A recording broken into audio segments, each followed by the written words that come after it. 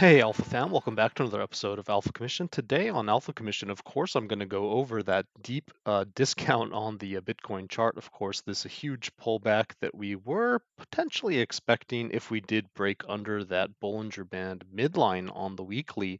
Now, guys, we do know that, of course, as long as we are above the Bollinger Band midline, that we are in a bull market. Bull market, bull market, bull market, bull market. And occasionally we do flash wick underneath the Bollinger Band midline, and that has happened once, twice, and now a third time during this current bull run. And the question is, are we going to recapture that Bollinger Band midline, or are we going to be stuck in a quagmire underneath there where we just start printing daily candles, printing perhaps a weekly candle, and just getting stuck under this thing and dragging on for months sideways, potentially to continue the bull run in 2024. And maybe this was just it for 2023. Well, that, of course, is the idea that we had in our heads for a couple months now, as we did start to see these lower highs being put in, where if we did cross below 28,000 in our current orientation, that we were likely to see just a capitulatory, flash wick to the downside. So we have gotten that in the form of 25,000, roughly 300-ish, and now we're sitting somewhere around 26,500, getting a little bit of a bounce. Now, if I do just clean up my chart a bit, we can do a little bit of a deeper dive into perhaps what's going on here. And the first thing that I'd like to look at, of course, is our just monthly structure, because when we do have a pullback like this, it can be some type of a monthly fill going on here.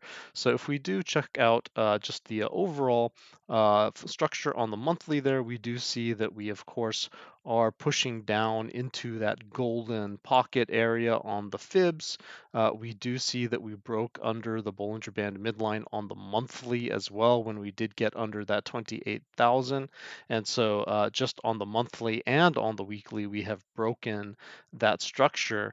Now we are getting this bounce off of that, 0.66 on the fibs, of course, that a golden pocket area. The question is, are we going to continue down perhaps to the zero point 0.5 fib somewhere around 22,000, where we could potentially get a nice bounce and just maintain this bullish structure?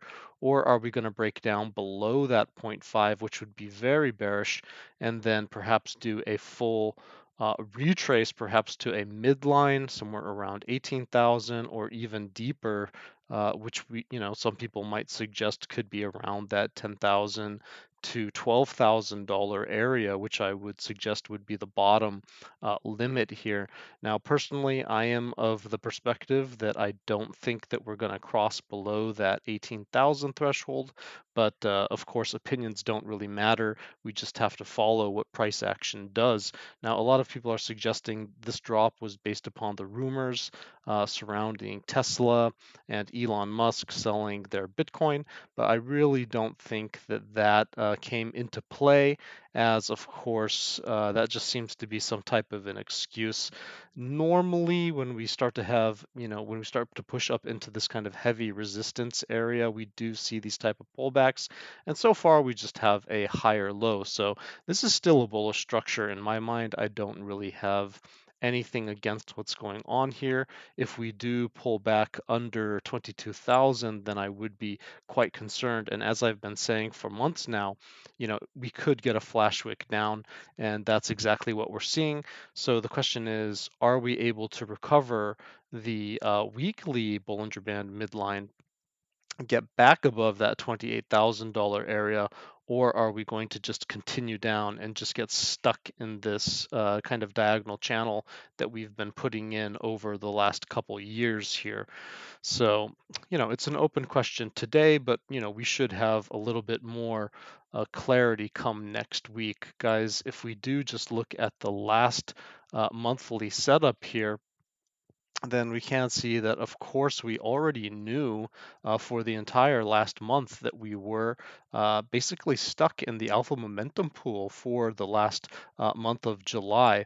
And we did discuss this, of course, in the group, which is there's a link to it in the description of the video below.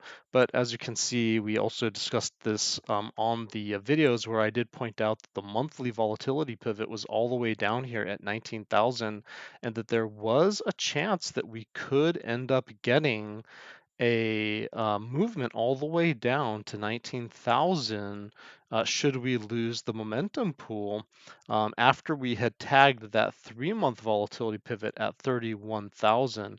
Now, we couldn't really call that until we broke down below the pool and then also lose the general continuation, which we have not really done. We've bounced off of the general continuation on that last monthly setup.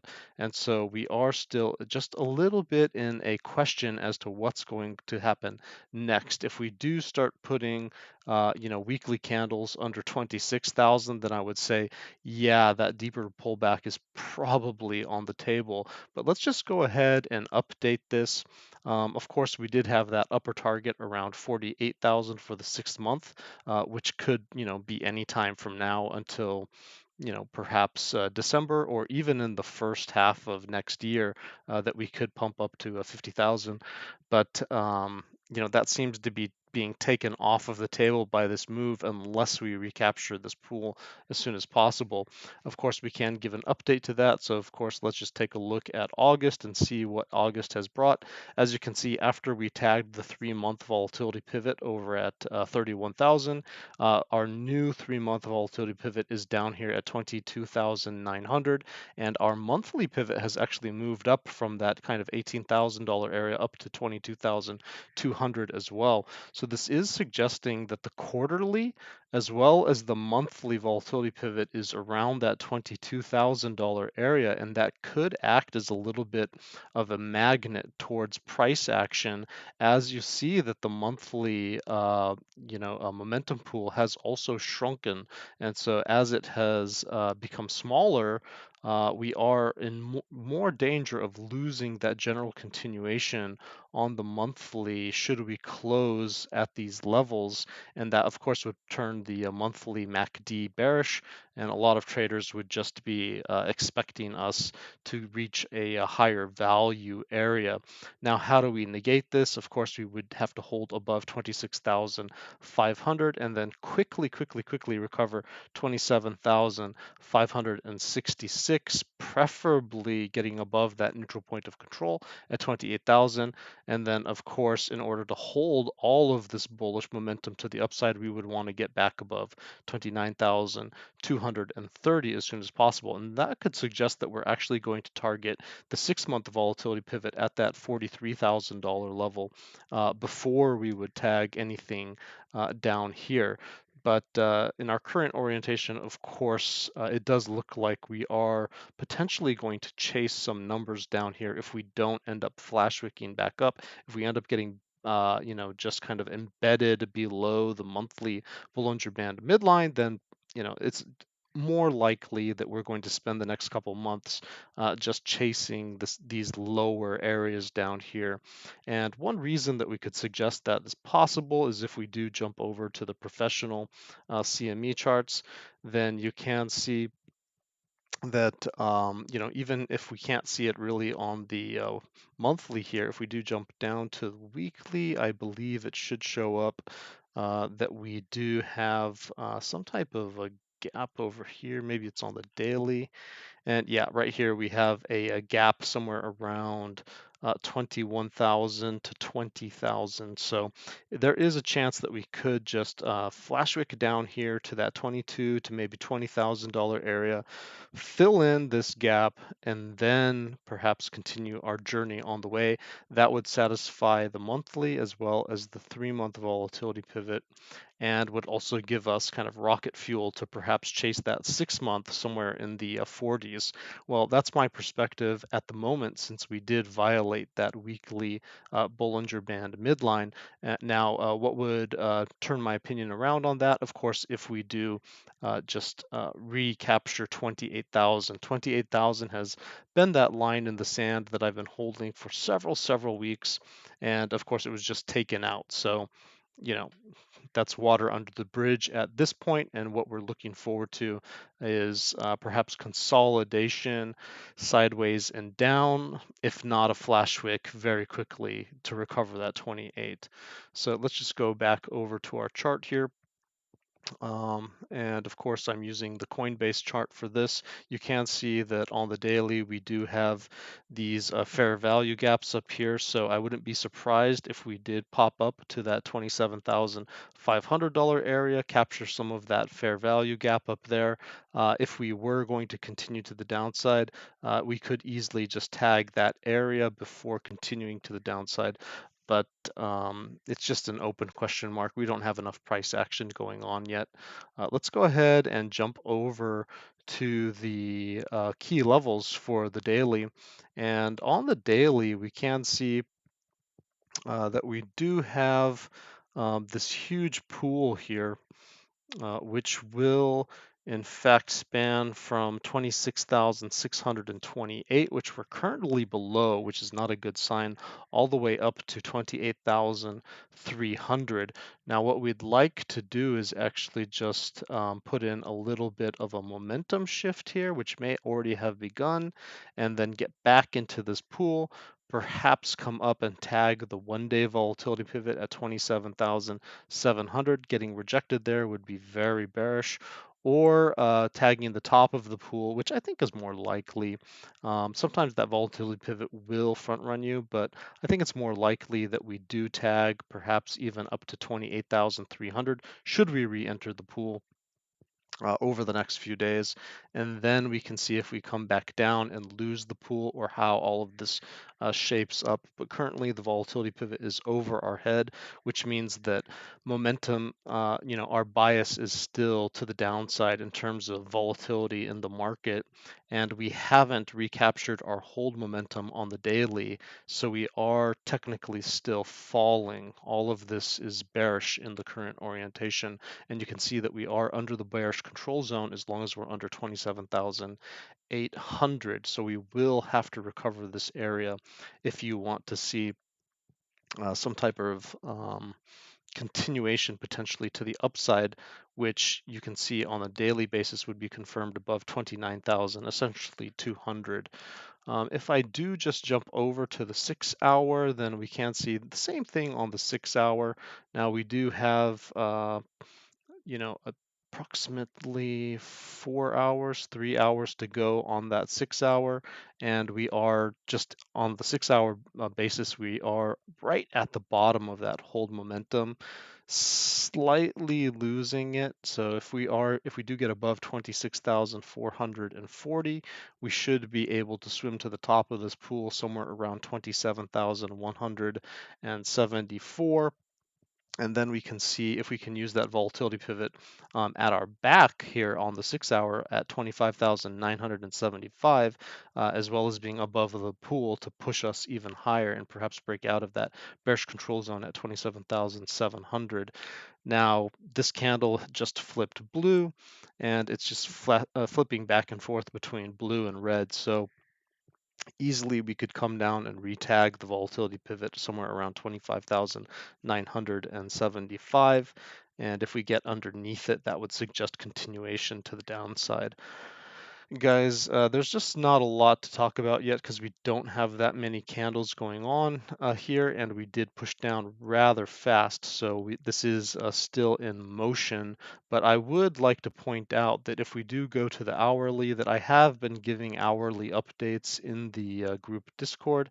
Again, the link to the group is in the description of the video below. If you do take a look at the first hourly pool that I have up here, you can see we're really at the top of our price action, somewhere around 31,500, where we did have the breakdown levels and where we could lose the neutral point of control, where we could lose the bearish control zone around that 31,000, around that $30,000 area. And can see we never really recaptured that. So since we never really recaptured that bearish control zone from the peak of our run here, the expectation was that we were going to have just a continued pullback in that bearish control zone. Now, every day is a new opportunity to trade, so we can have some updates. And here you can see the same thing. Of course, we redefined the bearish control zone as underneath 29,751. We flirted with trying to get back into the bullish control zone, but we just were never able to get there. We were never able to push above this 1 hour volatility pivot. And you can see, so even over like weekly periods, these 1 hour momentum pools, they still are highly effective. And of course, they work on the 1 hour as well, and you can trade on them on the 15-minute. So again, if you want the real alpha, you can just go to the group Discord, check out the 1 hour pools, check out the shorter time frames, and you can really do some heavy duty trading based upon those. And again, like, just look at these numbers. I mean, the setup doesn't lie. We weren't able to recapture this zone. We had lost it definitively. We were playing around with it up here. We lost it definitively. And look what happened. Of course, we had the warning up here, but this was your second warning. And then, of course, there was a third warning where this was kind of the last resort. You can see we were all in this chop, and we really had to get above this neutral point of control over here around 28,900.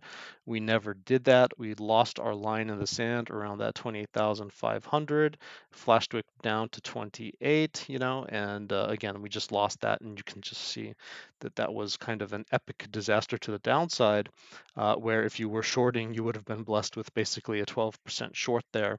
Just an epic trade, guys. I think that I'm going to leave it there. That should give you your key levels for the day, an idea of what's going on the macro, as well as an understanding that I haven't taken care of you, Alpha Fam. And even though I would personally love to be bullish just all the times, we do mark out key levels to watch. And if we violate those key price levels, then we have to be looking in the direction that the lines tell us. We can't just go by our own opinion. Guys, that's your alpha for the day. Stay safe and happy trading.